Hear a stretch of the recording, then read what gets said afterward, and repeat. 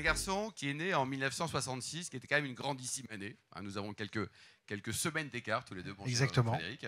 Même si ça tu se es voit né pas. dans le Val d'Oise, c'est ça? D'où le teint allé. Oui, tout à fait, exactement. Absolument. Tu es docteur en pharmacie. Et également, tu es passé par le SCP. Et donc, ton premier job, tu étais chez Pfizer pendant 6 mois. Et après, tu es rentré chez UPSA. Et UPSA, tu faisais quoi chez UPSA? Bah, écoute, à l'époque, c'était les belles années de l'industrie pharmaceutique. Je me rappelle Pfizer, en effet, ça a été mon premier job. Et un des premiers jobs, ça a été de participer au lancement d'un grand produit dans le cardiovasculaire. Et je me rappelle, cette soirée-là, on a eu l'honneur d'avoir eu Gloria Gaynor. Ah, quand même Quand même pas mal. Hein. C'était à les belles époques de l'industrie pharmaceutique. Donc ensuite, je suis rentré chez UPSA, un groupe familial, et j'étais dans le département export. Export au début. Et voilà. ils t'ont exporté en Suisse pendant 7 ans, c'est ça? En fait, oui, on crée la filiale suisse et je me suis proposé pour les aider à créer la filiale suisse. Donc je suis resté 7 ans. Ensuite, tu passes chez qui? Alors ensuite, je suis rentré pour AstraZeneca. Absolument. En fait, la Suisse était un peu petit à l'époque. Pour faire une carrière dans l'industrie pharmaceutique, il fallait un petit peu se montrer. Donc la Suisse n'existait pas dans les plans des grandes industries pharmaceutiques. Et j'avais été un peu ambitieux. Donc j'avais envie aussi de réussir dans un grand pays. Donc je suis rentré en France. Bon, j'aurais dû rester peut-être 3 ans de plus pour obtenir le permis suisse. Mais donc je suis rentré. Et là, donc, tu fais quoi, ton périmètre? là, je suis responsable de la division pneumovasculaire et système nerveux central. Et Arcopharma, c'était juste après? Alors, Arcopharma, en effet, c'est juste après. Je suis descendu dans le sud et c'est à ce moment-là que je me suis installé à Mandelieu-la-Neuve-Poule, exactement. Et en effet, je suis entré dans le monde mystérieux des compléments alimentaires. Et alors ensuite, on t'a aperçu dans un labo du côté de Monaco. Entre-temps, tu étais parti chez les Ch'tis, là. Oui, en effet, j'ai eu une petite aventure chez Le SAF, qui est le leader mondial de la levure, et qui cherchait à créer un département nutrition et santé. Donc, il cherchait un pharmacien, j'en étais un. Et donc je suis monté dans le sud. J'ai vécu la vie de Bienvenue chez les Ch'tis avant que le film sorte. Ouais. C'est-à-dire que je partais le lundi matin, je rentrais le vendredi soir. J'étais un peu fatigué de la semaine. Les gens du Nord sont très, très accueillants. Et donc, ma femme était un peu surprise de me voir arriver le soir, le vendredi soir, très fatigué. Mais c'était une superbe expérience parce que le SAF, c'est quand même le leader mondial, une boîte qui fait un peu plus de 2,5 milliards. Et donc, ils découvraient le monde de la santé. Et aujourd'hui, ils ont d'ailleurs un département qui doit faire 200 millions à peu près, 200-300 millions à base de produits de levure pour la nutrition animale. La nutrition, oui, c'est extraordinaire. Et Monaco alors? Monaco, donc j'ai repris la direction générale d'un labo qui s'appelle Forte Pharma. Et ensuite, ça m'a permis de rencontrer mon associé d'aujourd'hui, voilà, qui avait créé Forte Pharma et qui était en train de créer une nouvelle société. Alors justement, Biocide, donc la rencontre, c'est en 2009, c'est ça de mémoire? Oui, 2009, de fin 2008. Et donc, c'est ton associé qui avait créé la boîte? En fait, oui, il était reparti. En fait, il avait revendu Forte Pharma et ensuite, 2 ans après, il a voulu recréer un laboratoire, une société, pas concurrent puisqu'on n'était pas forcément dans le même domaine. Forte Pharma est une société qui était vraiment orientée dans tout ce qui était minceur. Biocide, c'était plutôt une approche anti-âge. Aujourd'hui, donc il y a 150 produits, c'est ça? 150 produits. Donc tu fais quoi? Minceur, anti-âge? Alors surtout anti-âge, nutri-cosmétique exactement. Donc là, je vais m'adresser un peu plus aux femmes. Donc on qui propose. connaît Biocide d'ailleurs, juste pour voir ta. Merci beaucoup, merci. Alors merci, Biocide, oui. non, mais peut-être les produits. Donc les produits, c'est à base de collagène, d'acide hyaluronique, de kératine. Voilà, on a un certain nombre de produits qu'on va proposer à travers le réseau de distribution de la pharmacie, principalement en France. Et donc on a voulu recréer une société innovante. On a trouvé des ingrédients plutôt novateurs à travers justement, le collagène n'existait pas par voie orale, l'acide hyaluronique n'existait pas par voie orale, et on a reproduit finalement ce qu'on retrouvait dans la cosmétique, mais par voie orale. Et tout ça, c'est produit en France? Alors c'est produit en France, tout à fait. Les ingrédients sont achetés un peu partout dans le monde. Oui. Et en fait, on s'est inspiré vraiment de ce qu'on retrouve aujourd'hui, par exemple au Japon, où le marché de la nutri-cosmétique est énorme. Il faut savoir que le marché des compléments alimentaires, c'est un marché qui fait 200 milliards dans le monde. En France, c'est un marché à plus de 2 milliards. Et donc aujourd'hui, on s'est positionné non seulement dans tout ce qui est nutri-cosmétique, mais aussi santé. Et aujourd'hui, donc, il y a 2 pôles logistiques, un en France et puis un en Belgique, c'est ça? Oui, alors on a une filiale en Belgique, petite filiale. Voilà, on a notre pôle logistique en France. Et aujourd'hui, notre objectif, c'est vraiment de développer la société. Et c'est pour ça qu'on s'est rapproché d'un grand groupe. On va en parler après du capital. La présence au Moyen-Orient, il paraît Alors qu'elle on est est dans pas mal, voilà, non? ouais, on est dans 25 pays. Après, le plus grand pays, c'est la Chine. On est la première marque de nutrition vendue sur le digital en Chine à Mais avec une marque travers. chinoise ou avec ta Non, non, marque avec la marque, la nôtre marque. Ah oui. En fait, aujourd'hui, le marché en Chine, il est extrêmement drivé par le digital et en particulier, au début, il y avait les plateformes, et maintenant, c'est ce qu'on appelle Douyin, c'est-à-dire TikTok en France ou en Europe. Et c'est devenu un marché extrêmement porteur où il faut organiser beaucoup voilà, d'animation à travers des KOL. Alors les KOL, quand on est dans l'industrie pharmaceutique, ce sont des professeurs avec des réputations. Les KOL sur TikTok, c'est plutôt voilà, des influenceuses Oui, c'est ça. qui ont des followers. Alors, dis-moi, ça va toujours turlupiner. Quelle est la marge sur un complément alimentaire? Tes espèces de trucs là que tu vends en boîte mille, là, c'est quoi? C'est plus ou moins de 90% de marge sur. Ah, ça, c'est... Parce qu'un complément alimentaire, Non, alors c'est malheureusement, pas comme l'archiduce du roi, il alors faut qu'il travaille, la Martial. en Hein, effet, tu peux arriver à faire des compléments alimentaires à 90% de marge. Peut-être ça va pas durer très longtemps. C'est-à-dire qu'il y a un moment donné, le consommateur, il a envie quand même que ça marche. Ouais. Donc, si aujourd'hui tu veux faire une société qui fonctionne et qui a dans la durée, tu es obligé quand même d'investir un petit peu dans le produit. Donc, le produit, c'est-à-dire que ta marge avait peut-être un peu diminué et en dosant, en mettant des actifs innovants, etc. Ce qui se passe aujourd'hui, c'est qu'il y a de plus en plus, aujourd'hui, le monde s'est organisé dans le complément alimentaire et il y a en fait ceux qui font de la marge sont ceux qui nous vendent des ingrédients. Donc des ingrédients brevetés. D'ailleurs, nous, on a breveté une technique d'extraction en fait, en 2012-2013, on avait envie de sortir un produit pour stimuler le bronzage. Et alors, c'était un peu marrant cette histoire parce que finalement, on cherchait de la mélanine. Et la mélanine, difficile à en trouver.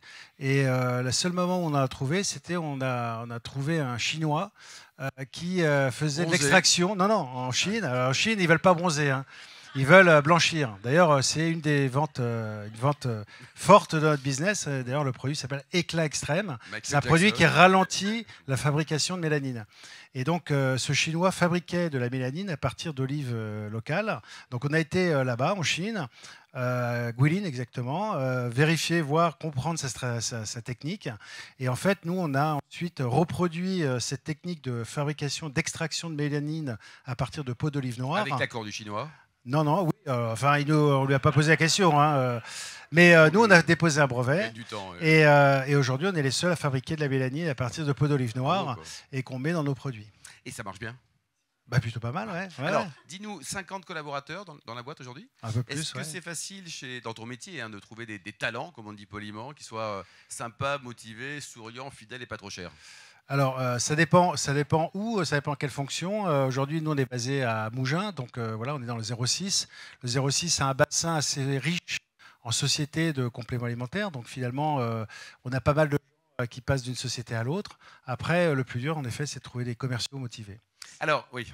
Le capital, donc vous avez ouvert le capital, c'est pas un secret, c'est Non. oui.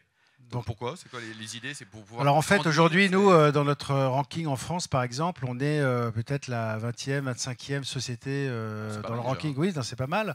Après, le problème, c'est que toutes les sociétés en face de nous sont des grosses sociétés qui ont des moyens et qui s'accélèrent. Donc aujourd'hui, pour nous, pour accélérer en France ou à l'international, soit on refait des levées de fonds importantes, soit à un moment donné, on rentre dans un groupe, et en plus un groupe qui a peut-être un outil industriel, ce qu'on n'a pas nous, qui nous permet justement d'arriver à 95% de marge brute sur la fabrication de nos produits. Donc c'est ce qu'on a décidé. Voilà, bon, moi j'ai 80 ans, donc non, je rigole, mais il y a un moment donné, voilà, on a investi beaucoup depuis 15 ans avec notre associé, et on se dit, voilà, si on veut accélérer, il faut qu'on s'associe avec, et donc il y a beaucoup de gens qui venaient nous voir, Ouais. et là on est en finalisation avec un groupe français.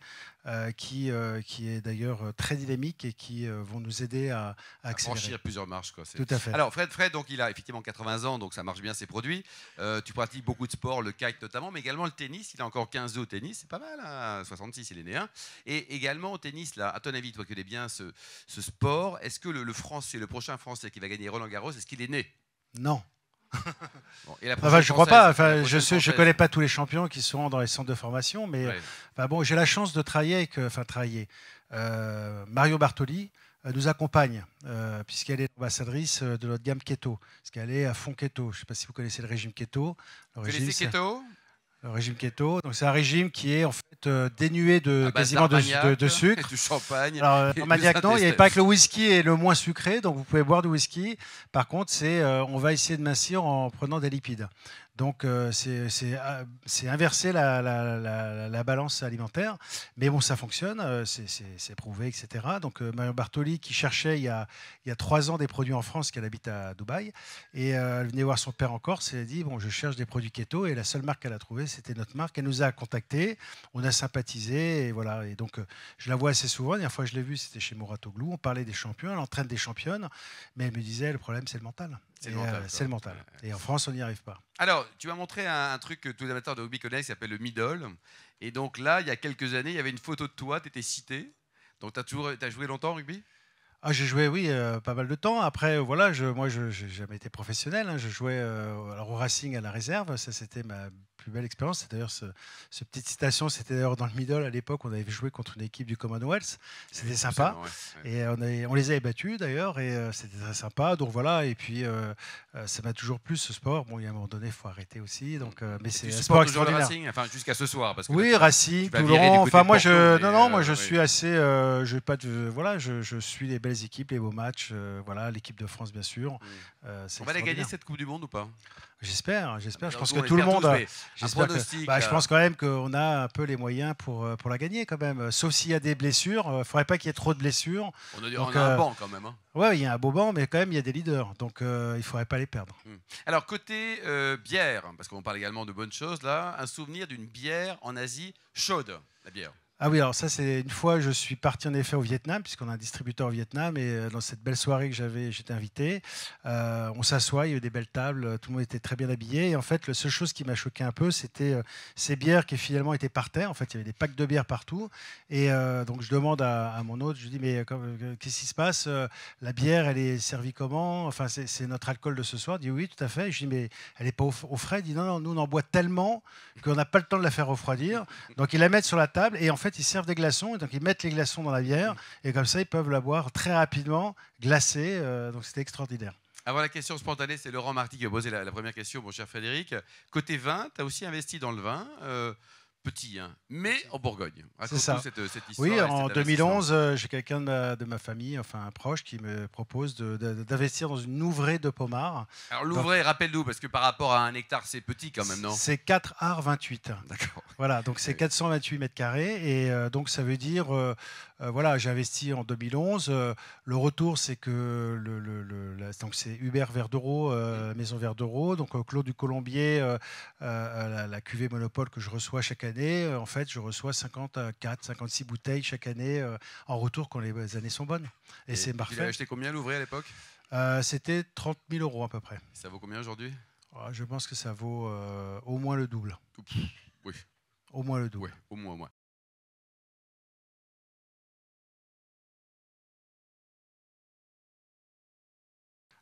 Mon associé a eu des problèmes de santé, donc peut-être c'est ça qui l'a motivé. Et bon, il était, voilà, il y a un moment donné, je peux l'entendre, et voilà, je pense que ça demande quand même beaucoup d'efforts d'être patron. Et on est une petite PME encore, voilà, mais donc il y avait peut-être cette première chose. Et cette deuxième raison, c'est il y a un moment donné, on se dit, voilà, on est dans un monde où il y a quand même beaucoup de gens qui viennent frapper à notre porte. On peut faire les choses par nous-mêmes, mais on sait qu'il y a des choses qu'on ne pourra jamais faire par nous-mêmes rapidement et à un autre niveau. Et donc, il faut en être conscient. Et je préfère des fois se dire, ben voilà, il y a des gens qui sont très forts là-dedans, qui peuvent nous amener à un autre niveau. Nous, peut-être, on y arrivera peut-être un jour, mais peut-être pas aussi rapidement. Et malheureusement, le monde va vite. Et surtout dans notre milieu, voilà, il y a une vraie concurrence assez agressive. Il ne faut pas rater le coche. Donc, on se dit, il y a plusieurs facteurs qui font qu'on y va. Et puis voilà, c'est la bonne décision.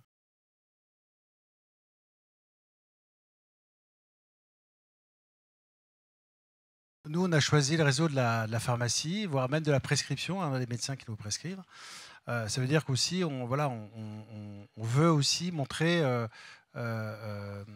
de la véracité dans tout ce qu'on fait, tout ce qu'on dit. Ensuite, il y a une réglementation en France. C'est-à-dire qu'il y a DGCCRF qui contrôle.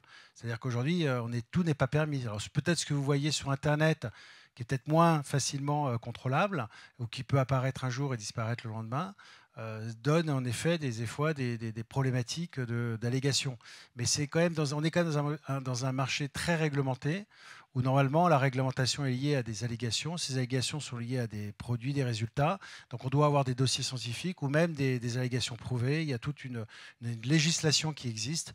Donc aujourd'hui on la suit, on la respecte. Donc il y a moins d'escrocs. Il y a beaucoup moins d'escrocs, c'est très réglementé. D'ailleurs, c'est pour ça que l'industrie pharmaceutique achète des laboratoires, c'est pour ça que l'industrie agroalimentaire y va, c'est pour ça que l'industrie cosmétique y va aussi. Enfin voilà, il y a plein d'industries qui investissent dans notre métier et c'est pas fini.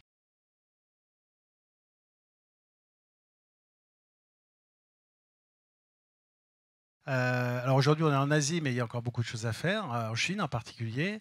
Ensuite, en Europe, il y a des marchés comme l'Allemagne, l'Italie, qui sont des marchés forts, sur lesquels on n'est pas forcément très fort, nous, et c'est quand même un peu plus difficile à y rentrer, mais même si ce sont des marchés très importants, souvent ce sont des marchés qui ont des marques locales, donc il faut arriver un peu à passer à travers ce marché déjà un peu établi. Donc il y a encore beaucoup de marchés à conquérir en Europe.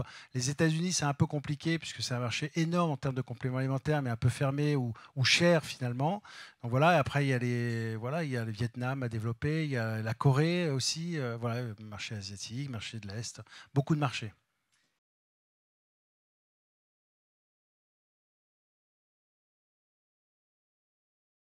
Oui, alors en fait, on sait aujourd'hui alors, quand on parle d'épigénétique, finalement, c'est quoi? C'est qu'aujourd'hui, on sait qu'à travers notre mode de vie, on peut allumer ou éteindre l'expression de nos gènes. Alors ça veut dire quoi? Ça veut dire qu'on peut changer finalement un peu notre cours de vie. On peut se dire, voilà, on a une cartographie qui nous dit peut-être on est prédisposé à avoir tel type de pathologie, d'inflammation, de fatigue, etc. Et ben, on peut changer ça finalement avec un mode de vie différent. C'est l'alimentation, c'est les relations humaines, c'est les soirées comme ce soir. Absolument, oui. C'est l'alimentation. Voilà, il y a plein de facteurs. Et donc nous, on a voulu intervenir dans cette approche, une approche nouvelle à travers les ingrédients, des actifs. Donc il y a des cycles de méthylation, des cycles d'oxydation, je ne rentre pas dans le détail, mais qui permettent d'agir finalement sur l'expression de nos gènes. Et ça, on va les retrouver dans certaines de nos formules, dans différents domaines, que ce soit la fatigue, la beauté, l'anti-âge, la vitalité. Et à partir de là, on peut vraiment changer un petit peu la nature qui est déjà établie et la faire évoluer. On va dire, optimiser. Et donc, c'est vrai que c'est plutôt novateur. On en reparlera, docteur, avec grand plaisir, notamment le bouquin. Quoi. En tout cas, Frédéric Duvet-Brillant, il a été, on l'applaudit très chaleureusement. Bravo, Frédéric. Bravo, Frédéric.